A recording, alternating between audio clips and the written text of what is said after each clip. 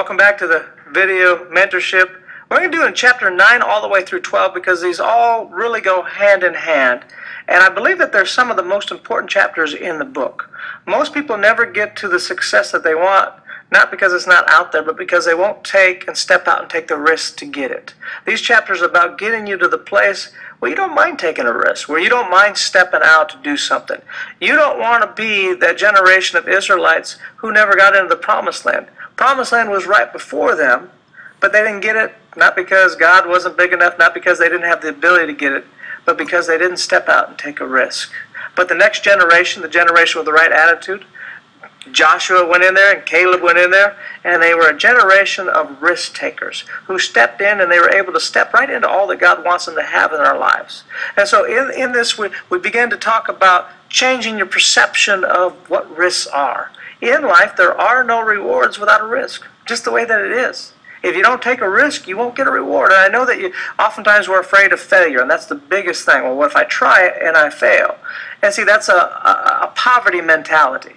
It's a wrong mentality. Wealthy people, they see risk as an opportunity. See, that's different thinking. Every risk in front of them is an opportunity for them to step into some sort of success. You know, they talked to Tom Watson, who was over at IBM. This young and up-and-coming guy came in and said, how can I become successful faster? And Tom Watson said, double the rate of your failure. For many people, they're like, well, what do you mean? Why would I want to double how much? I want to double my successes.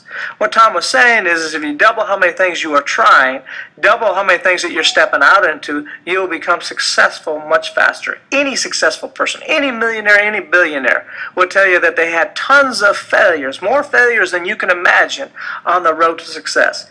Failure is always a stepping stone, which means that I have to step out and take a risk. And I don't even believe in the word failure, to be honest with you.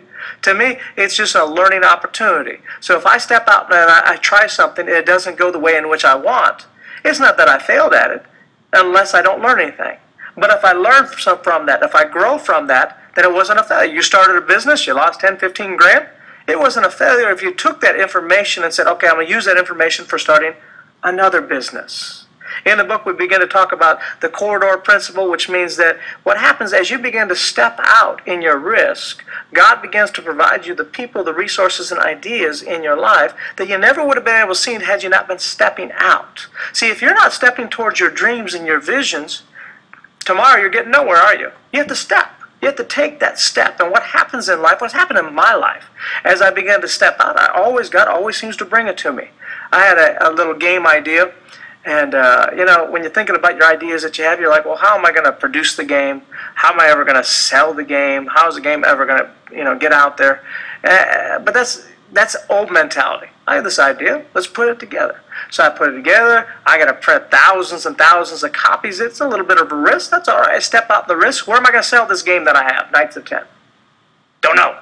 All I know is if I don't step out, I'll never know. So as I step out, all of a sudden, people. I get signed up with Alliance, the largest game distributor, the very first week I went out. It just happened. They came to me and said, I want your game. Cracker Barrel comes and says, hey, we want to get 7,000 copies of your game. All of a sudden in my life, in just a few months, everything that I needed for success with that game began to be attracted to me. What $1 million idea do you have inside of you?